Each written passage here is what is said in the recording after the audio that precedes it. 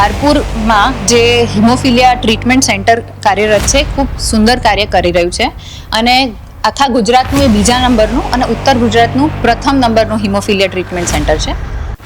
હવે હિમોફિલિયા એ લગભગ આશરે હિમોફિલિયા એ જે છે એ દર 50,000 જીવિત બાળકો એટલે પુરુષ બાળકોની સામે એક બાળકનું હિમોફિલિયા એથી પીડિત થાય છે. હિમોફિલિયા જે છે એ લોહી ગંઠાવાનો રોગ છે, એટલે એવા રમતો કે જેમાં વધારે ઈજા થવાની શક્યતા છે, જેમ કે કબડ્ડી છે, વોલીબોલ છે, કુસ્તી છે, બોક્સિંગ છે, ફૂટબોલ છે, એવી રમતોની અવોઇડ કરવી જોઈએ. ઇંગ્લેન્ડના રાણી વિક્ટોરિયા જે હતા એમને પણ હિમોફિલિયાના વાહક હતા, એટલે કે કેરિયર હતા, અને એમના પુત્રને પણ આ રોગ થયેલો હતો. આ રોગથી પીડિત હતા અને એમનું મૃત્યુ થયું હતું 31 વર્ષની ઉંમરે આ રોગને કારણે. હિમોફિલિયા પણ જીવલેણ હોઈ શકે છે, કારણ કે આંતરિક સ્ત્રાવ અને બાહ્ય રક્તસ્ત્રાવ જ્યારે બંધ ના થાય ત્યારે ખૂબ લોહી વહી જાય શરીરમાંથી, તો એના લીધે પણ તકલીફ થઈ શકે છે. અને બીજી રીતે જો આંતરિક રક્તસ્ત્રાવ ઘણીવાર વધી જાય, જેમ કે ઘણીવાર મગજમાં હેમરેજ થઈ જાય, તો આવી સિચ્યુએશનમાં પણ ઘણીવાર જીવનું જોખમ આવી જાય છે. ગુજરાતમાં હિમોફિલિયા નામની બીમારીને લઈને અનેક પ્રકારના સવાલો પણ ઉઠતા હોય છે કે આ બીમારી કેવા પ્રકારની છે, આ બીમારીની સારવાર કેવી.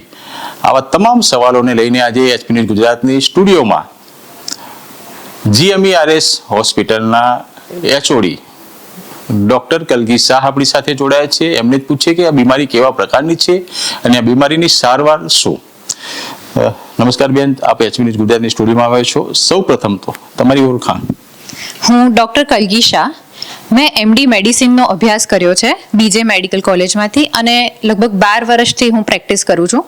અને અહીંયા GMERS મેડિકલ કોલેજ ધારપુર પાટણમાં HOD મેડિસિન ડિપાર્ટમેન્ટ તરીકે ફરજ બજાવું છું છેલ્લા 2 વર્ષથી. બેન, હિમોફિલિયા નામની બીમારી જે છે એને લઈને ખાસ તો પ્રકાશ પાડશો. આ બીમારી કેવા પ્રકારની છે, આની સારવાર કેવી?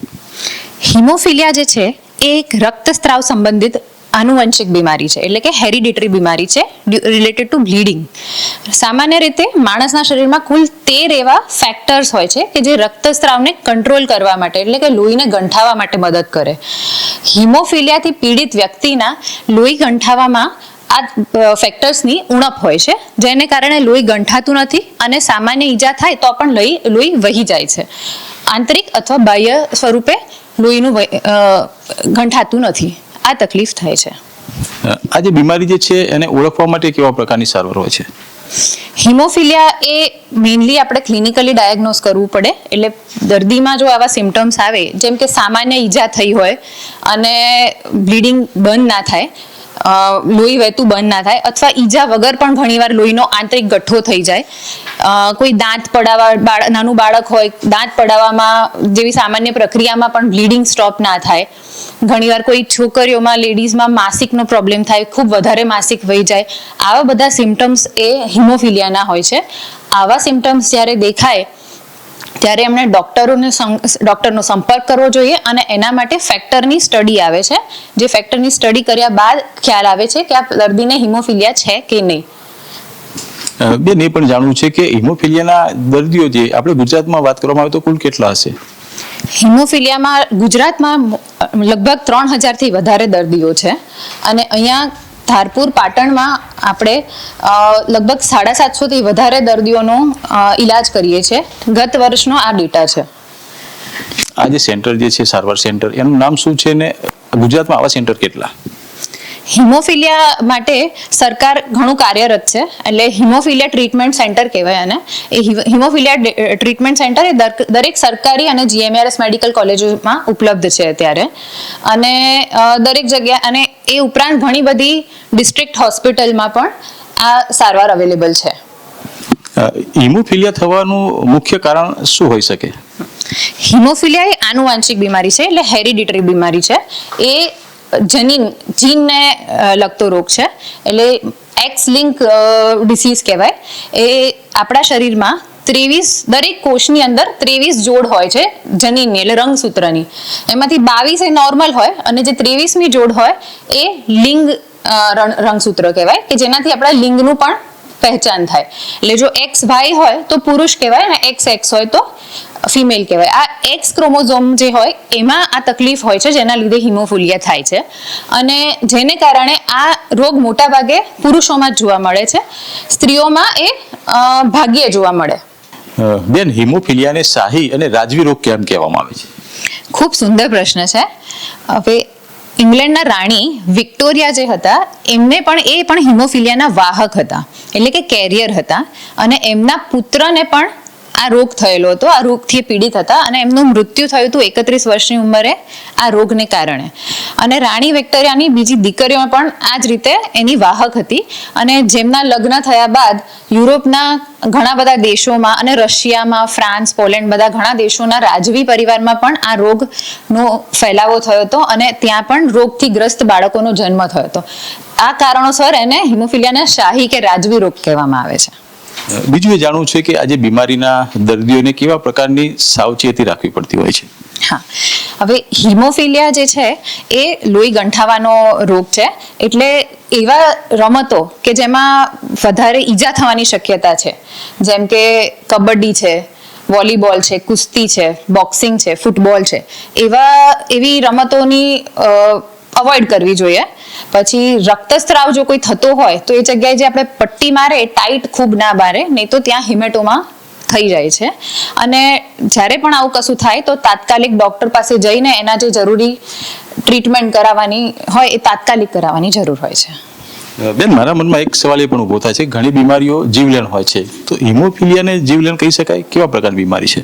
હા, હિમોફિલિયા પણ જીવલેણ હોઈ શકે છે, કારણ કે આંતરિક સ્ત્રાવ અને બાહ્ય રક્તસ્રાવ જ્યારે બંધ ના થાય ત્યારે ખૂબ લોહી વહી જાય શરીરમાંથી, તો એના લીધે પણ તકલીફ થઈ શકે છે. અને બીજી રીતે જો આંતરિક રક્તસ્રાવ ઘણીવાર વધી જાય, જેમ કે ઘણીવાર મગજમાં હેમરેજ થઈ જાય, તો આવી સિચ્યુએશનમાં પણ ઘણીવાર જીવનું જોખમ આવી જાય છે.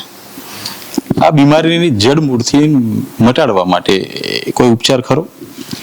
જડમૂળથી મટાડવા માટે હજુ આપણી સરકાર અને દેશ વિદેશના લોકો આના માટે રિસર્ચ કરી રહ્યા છે. હાલ એની ટ્રીટમેન્ટ ઉપલબ્ધ છે, જેનાથી એને ઓછામાં ઓછી તકલીફો થાય અને દર્દીઓ શાંતિથી સારી રીતે જીવન જીવી શકે, બને એટલું લાંબુ જીવી શકે, એના માટેની ટ્રીટમેન્ટ ઉપલબ્ધ છે.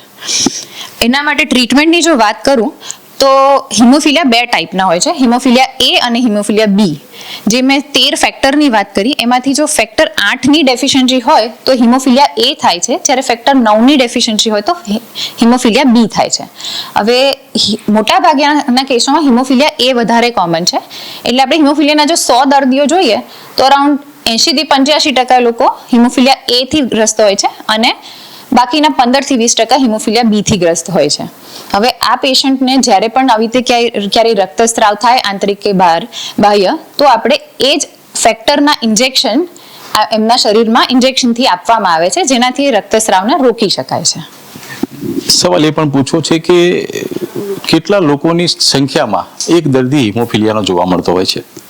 હા, હવે હિમોફિલિયા એ લગભગ આશરે હિમોફિલિયા એ જે છે એ દર 50,000 જીવિત બાળકો એટલે પુરુષ બાળકોની સામે એક બાળકનું હિમોફિલિયા એ થી પીડિત થાય છે. અને હિમોફિલિયા બી એનાથી થોડું ઓછું કોમન છે, એટલે લગભગ 1 થી 2 લાખ જીવિત બાળક સાથે એક દર્દી હિમોફિલિયા બીનું પણ જોવા મળી શકે છે. અહીંયા હું કહેવા માંગીશ કે ધારપુરમાં જે હિમોફિલિયા ટ્રીટમેન્ટ સેન્ટર કાર્યરત છે, ખૂબ સુંદર કાર્ય કરી રહ્યું છે અને આખા ગુજરાતનું એ બીજા નંબરનું અને ઉત્તર ગુજરાતનું પ્રથમ નંબરનું હિમોફિલિયા ટ્રીટમેન્ટ સેન્ટર છે. અને અહીંયા લગભગ 750 વધારે દર્દીઓએ ટ્રીટમેન્ટ લઈ લીધેલી છે અને જેમાં ફેક્ટર 8, ફેક્ટર 9 અને હવે જે નવી શોધખોળ મુજબ એના લોંગ એક્ટિંગ ફેક્ટર્સ આવે છે કે જે પ્રોફાઇલેક્ટિક પણ યુઝ કરી શકાય છે, એટલે કે દર્દીના ટ્રીટમેન્ટ જ્યારે વાગે ત્યારે જ નહીં પણ વાગતું આ બ્લીડિંગ થતું અટકાવવા માટે પણ આપી શકાય છે. અને હેમલિબ્રા એટલે કે ઇન્હિબિટર થેરાપી, આ બધી જ સેવાઓ અહીંયા આગળ ઉપલબ્ધ છે. ગુજરાત સરકારના સહયોગથી અને ધારપુર મેડિકલ કોલેજના ડીન, મેડિકલ સુપ્રિન્ટેન્ડન્ટ, મેડિસિન અને પીડિયાટ્રિક ડિપાર્ટમેન્ટ આ બધાના સહયોગથી અને ખાસ કરીને હિમોફિલિયા સોસાયટી આના સહયોગથી આ ખૂબ સુંદર રીતે કામ કરી રહ્યું છે. આભાર મેડમ, આ હતા ડોક્ટર કલગી શાહ. હિમોફિલિયાની બીમારીને લઈને પોતાના મંતવ્ય રજૂ કર્યા અને આ બીમારીને લઈને કેવા પ્રકારની જાળવણીને સાચવણી રાખવાની જરૂર છે તે પણ એક સુંદર સંદેશો આપ્યો. Harshad Pancholi, HP news Gujarat, Patan.